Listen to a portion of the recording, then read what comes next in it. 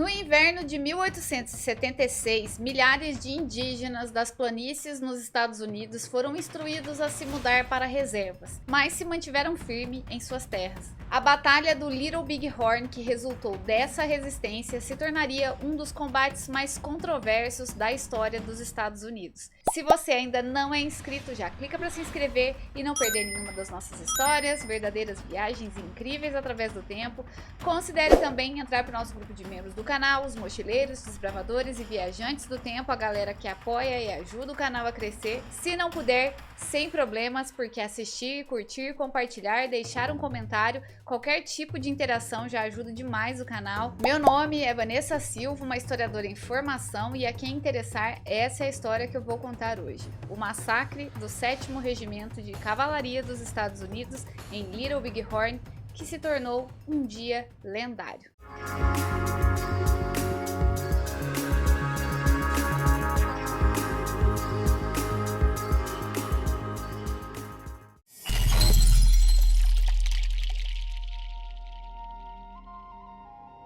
Nós estamos acostumados a conhecer a história do achamento do Brasil, das colonizações e de como nossos indígenas foram subjugados e escravizados. Mas isso não aconteceu apenas aqui.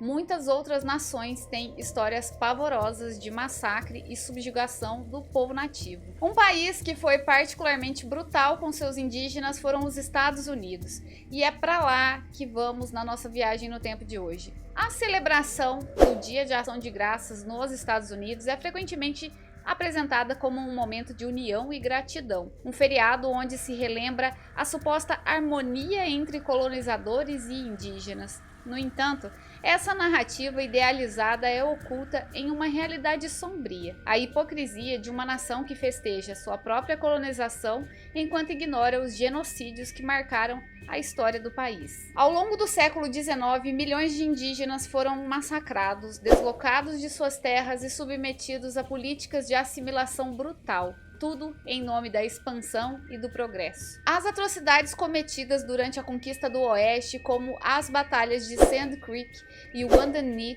revelam a brutalidade que se esconde por trás da fachada de um país que se autodenomina a Terra da Liberdade. Hoje vamos explorar um momento significativo que desafiou essa narrativa do triunfo. Falaremos sobre uma batalha que se tornou um erro fatal para o exército dos Estados Unidos e resultou na vitória dos indígenas, uma das raras ocasiões em que eles conseguiram se impor diante da opressão colonial. É uma história que destaca a resistência e a luta dos povos nativos, o que nos lembra que por trás das festividades e das tradições há uma herança de dor e de luta que ainda ecoa nas vozes dos que sobreviveram. Nos primeiros meses de 1876, as colinas negras de Dakota do Sul fervilhavam de atividade. A convivência entre os indígenas das planícies e os colonos brancos, que já era difícil, havia se rompido no inverno anterior. Sentia-se que o território em breve passaria por mudanças importantes, possivelmente sangrentas. As tropas faziam exercícios, os chefes indígenas se reuniam e todos se preparavam para uma explosão iminente. As complicações começaram 2 anos antes, quando o 7º Regimento de Cavalaria, comandados por George Armstrong Custer, fez o reconhecimento dos territórios do Sioux, o grande espaço tribal do Sioux, na região ocidental de Dakota do Sul. O objetivo oficial era a instalação de um posto militar para proteger os territórios indígenas contra a passagem ilegal de colonos brancos. Mas a verdadeira missão de Custer era encontrar ouro. O jovem e ousado oficial não decepcionou os repórteres que o acompanhavam, nem os estadunidenses no leste, que aguardavam ansiosamente por notícias. Custer mandou dizer que há ouro nas raízes das gramas. Isso desencadeou uma invasão de exploradores, e em 1876, centenas de brancos estavam vasculhando os territórios de caça dos Sioux. Ignorando o Tratado de Fort Laramie, que foi um acordo entre o governo dos Estados Unidos e as tribos Oglala, Minicondiu e Bruley, assinado em 1868. Esse tratado estabeleceu uma reserva fixa nas Black Hills, em Dakota, onde o governo estadunidense garantia expressamente as terras de Dakota aos indígenas, enquanto ali crescesse grama e corresse água. Os líderes SEALs tentaram dialogar com as autoridades, lembrando o governo dos Estados Unidos dos compromissos firmados em tratado. Mas ao perceberem que nenhuma proteção viria, milhares de indígenas deixaram a reserva para caçar e viver nas ainda intocadas colinas do vizinho Montana. O Gabinete de Assuntos Indígenas, agência federal dependente do Departamento do Interior dos Estados Unidos, responsável por implementar as leis e políticas federais relacionadas aos povos nativos estadunidenses e nativos do Alasca, respondeu com um ultimato para o retorno imediato dos SEALs, determinando que, a partir de 31 de janeiro de 1876, qualquer indígena das planícies que permanecesse em território não cedido seria considerado inimigo e sumariamente executado ou feito prisioneiro. Diante dessa situação e achando que não tinham alternativa ao não ser a guerra, os indígenas decidiram que enfrentariam o exército caso a ameaça fosse levada a cabo. Vocês provavelmente já ouviram alguns desses nomes em desenhos como o Pica-Pau, quando apareciam os indígenas. O chefe Crazy Horse, cavalo doido dos SEALs Oglala, e Sirimbou, touro sentado dos SEALs Hankapá, convocaram os outros chefes SEALs e seus aliados Cheyennes para uma reunião. Embora diversas tribos indígenas normalmente não vivessem nem combatessem juntas, reconheceram a necessidade de unir as forças e concordaram em acampar num amplo vale ao longo do rio Little Big Horn.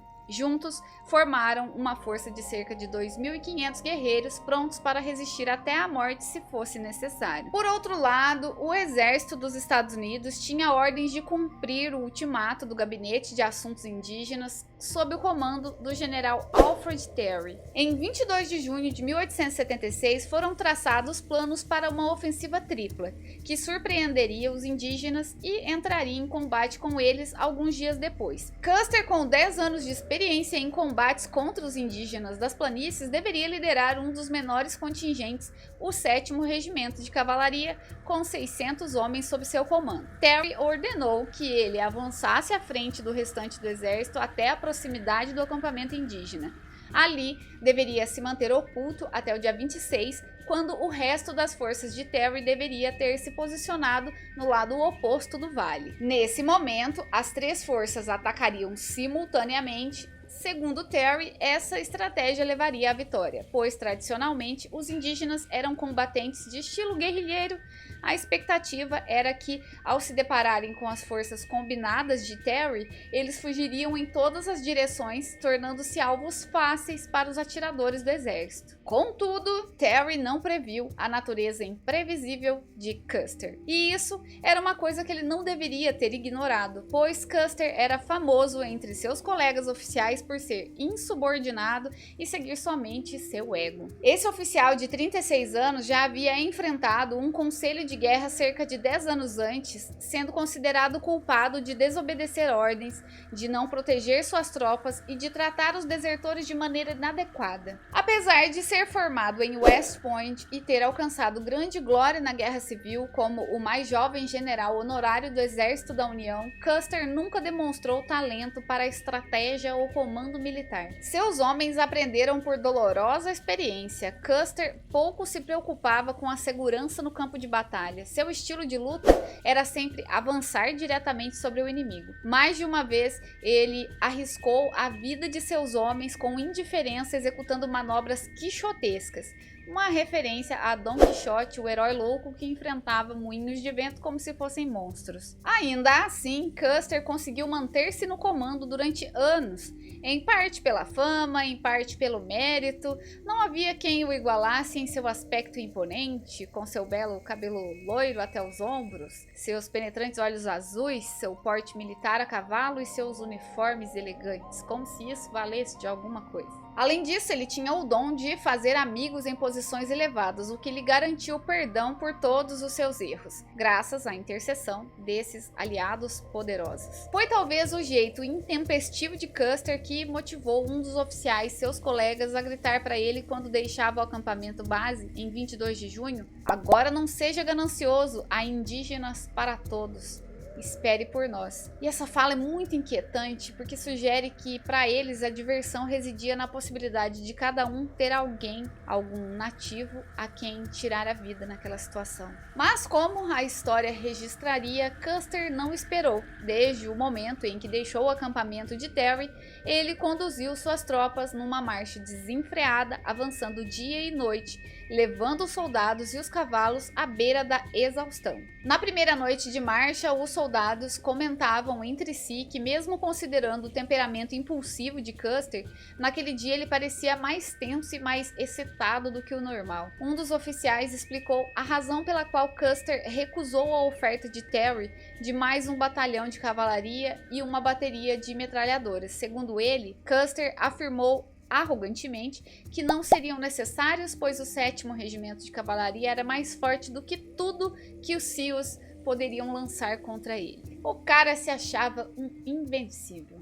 E na manhã do dia 25 de junho, Custer e seus homens, exaustos, estavam a poucos quilômetros do acampamento indígena, conforme informações da patrulha de reconhecimento. Contrariando as ordens de Terry, Custer ordenou que seus soldados se posicionassem. Primeiro destacou uma companhia para escoltar o lento trem de suprimentos.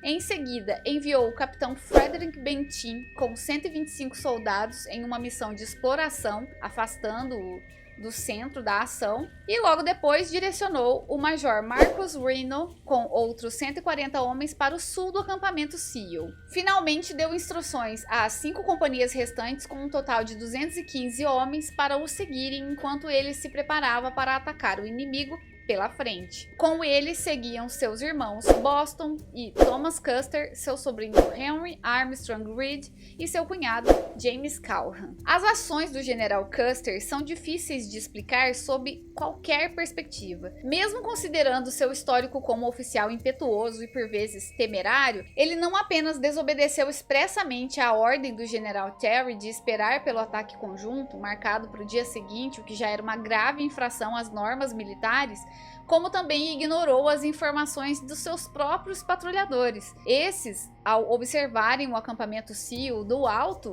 haviam contado pelo menos 7 aldeias distintas ao longo de um vale que se estendia por cerca de 5 quilômetros. Até o batedor mais confiável de Custer, Blood Knife, o alertou de que havia mais guerreiros Sioux do que bala nos cartuchos dos seus soldados. Custer ignorou sumariamente tudo isso, e se ele estava assim tão claramente errado, o que teria levado esse general a essa louca empreitada? Historiadores desde então debatem intensamente sobre essa questão. Alguns que querem defender essas atitudes bem irresponsáveis sugerem que Custer acreditava que os batedores Sioux já haviam detectado a aproximação da sua coluna e por isso tentou tirar o melhor proveito de uma situação complicada, atacando antes que os indígenas tivessem tempo de se organizar ou fugir. Outros menos favoráveis a Custer supõem que ele apenas deu um triste exemplo de que os soldados comentavam às suas costas, um oficial de cavalaria cheio de espetáculo, mas sem bom senso. O que se sabe, com certeza,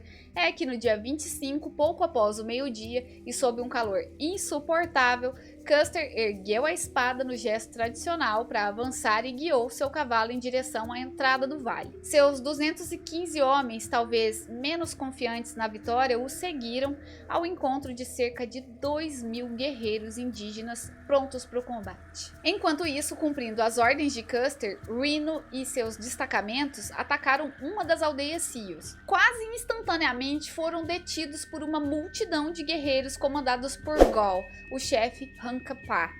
Os homens de Reno foram repelidos com dezenas abatidos de seus cavalos e deixados para morrer. Para tornar a situação ainda mais desesperadora, os guerreiros indígenas atearam fogo no capim. Reno entrou em pânico e ordenou que os soldados restantes fugissem para uns rochedos distantes, cerca de 1,5 km adiante. Ao chegar lá, Reno avistou a coluna de Bentin e correu para se reunir com ela. Bentin, ao perceber que havia sido enviado em uma missão sem sentido, já estava retornando e, ao ouvir o tiroteio, presumiu que encontraria Custer. Ao invés disso, encontrou Reno, que o informou que Custer havia levado o restante das tropas diretamente para a entrada do vale. Bentinho ficou indeciso sobre como proceder. O destacamento de Reno estava em condições miseráveis, reduzido à metade do seu efetivo, com muitos dos cavalos despertos e os soldados sobreviventes quase sem munição. Reno e Bentinho decidiram que a sua situação era extremamente perigosa e optaram por evitar mais confrontos até a chegada do comboio de mantimentos. Quando a noite caiu, abrigaram-se da melhor maneira possível, enquanto um canto sombrio dos guerreiros indígenas ecoava ao longe.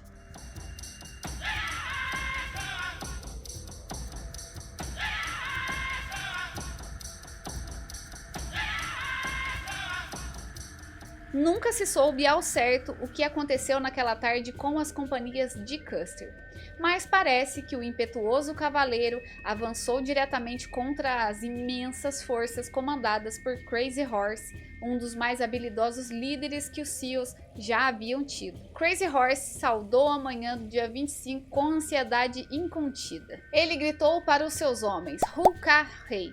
Está um belo dia para combater, um belo dia para morrer." Em seguida, ordenou que seus guerreiros se preparassem para a batalha. Quando Custer se aproximou com suas tropas em número visivelmente inferior, os Seals de Crazy Horse correram ao encontro na extremidade noroeste do vale. Eram cerca de 4 horas da tarde. Ao mesmo tempo, Gall, com mais guerreiros Seals que havia forçado Reno e Bentinho a recuarem 1 hora atrás, voltou para encontrar o pequeno contingente de Custer em um ataque pelas laterais. Segundo o testemunho de Brave Wolf, o Lobo Valente, um dos indígenas envolvidos na luta, os homens de Custer combateram com bravura até o fim.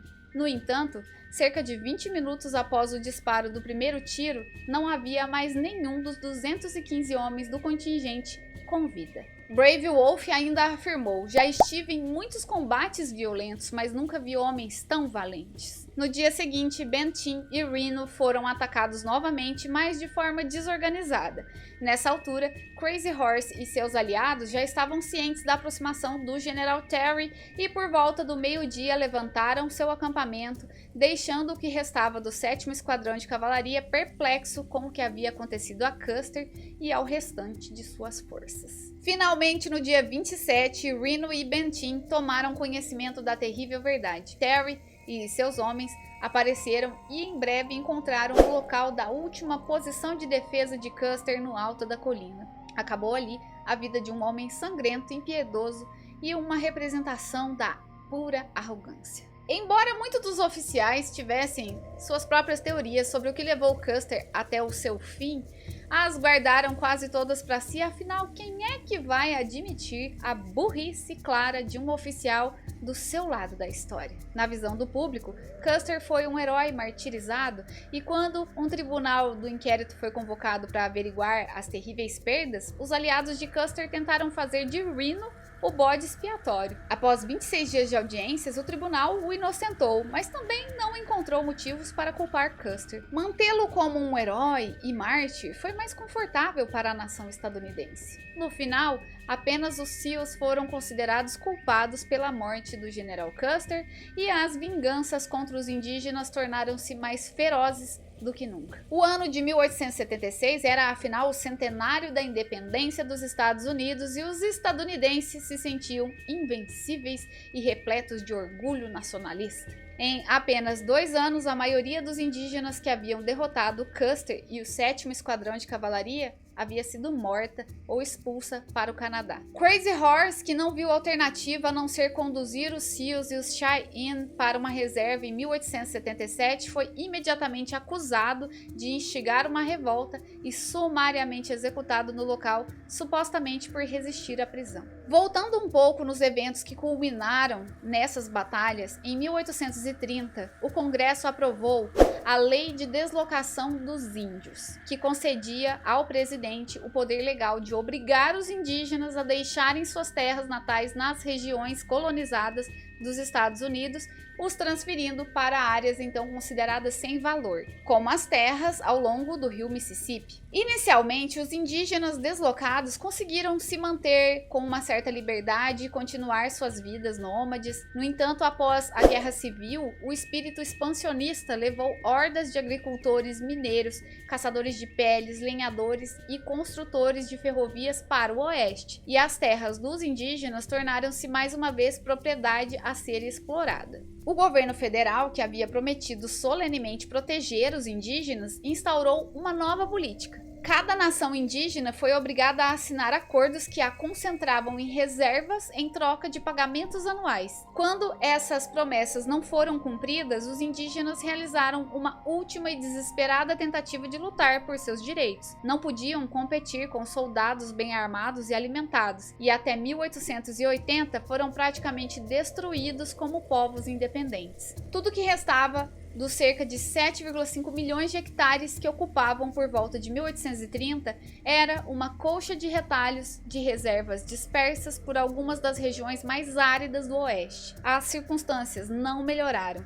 Por volta da década de 90, existiam cerca de 1,5 milhão de nativos instalados em 285 reservas nos Estados Unidos, impossibilitados de prosseguir com seus modos de vida tradicionais ou de encontrar emprego no mundo do homem branco. Muitos indígenas nas reservas levavam uma vida de desespero tranquilo, enfrentando problemas generalizados de desnutrição, alcoolismo, desajuste social e até mesmo chegavam a tirar as próprias vidas. Em 2024, a situação dos indígenas nativo-americanos continua a ser alarmante, embora haja um reconhecimento crescente das suas lutas e uma tentativa de preservar suas culturas. Os problemas persistem. Estudos mostram que muitos ainda vivem em condições de pobreza extrema, com uma taxa de desemprego significativamente mais alta do que a média nacional. Os jovens enfrentam desafios relacionados à depressão e o uso de substâncias continua a ser um problema. Apesar disso, há um movimento crescente de resistência e revitalização cultural entre as comunidades indígenas, buscando recuperar suas tradições e direitos, além de aumentar a conscientização sobre suas realidades contemporâneas. E aqui chegamos ao fim de mais uma história. É impossível não sentir indignação ao refletir sobre as colonizações. Quando os europeus chegaram às Américas, encontravam povos que já viviam aqui, com suas culturas e modos de vida. No entanto, sentiram-se no direito de roubar suas terras, tirar suas vidas, apagar suas tradições e ainda cobrar para viver numa terra que já era deles. Hoje, se vangloriam como se tivessem feito um favor, trazendo progresso a essas terras. Mas isso me deixa profundamente revoltada. O que aconteceu foi um genocídio cultural e físico que deixou cicatrizes presentes até os dias de hoje. E você? O que você pensa sobre essa história? Espero que vocês tenham gostado do vídeo e que a narrativa, embora triste, tenha sido importante para vocês refletirem sobre certas coisas da vida. Se vocês gostaram, deixe um like, um comentário e compartilhe com alguém que possa se interessar por esse tipo de conteúdo. Caso ainda não sejam inscritos, já sabem, clica aí para se inscrever. Todas essas interações são essenciais para o crescimento do canal e nos ajudam a continuar com as nossas viagens através do tempo. Na descrição do vídeo vocês vão encontrar as informações sobre o livro Os Grandes Mistérios do Passado e as outras fontes de onde baseamos o nosso roteiro de hoje. Eu fico por aqui, uma ótima semana a todos vocês e até a próxima história!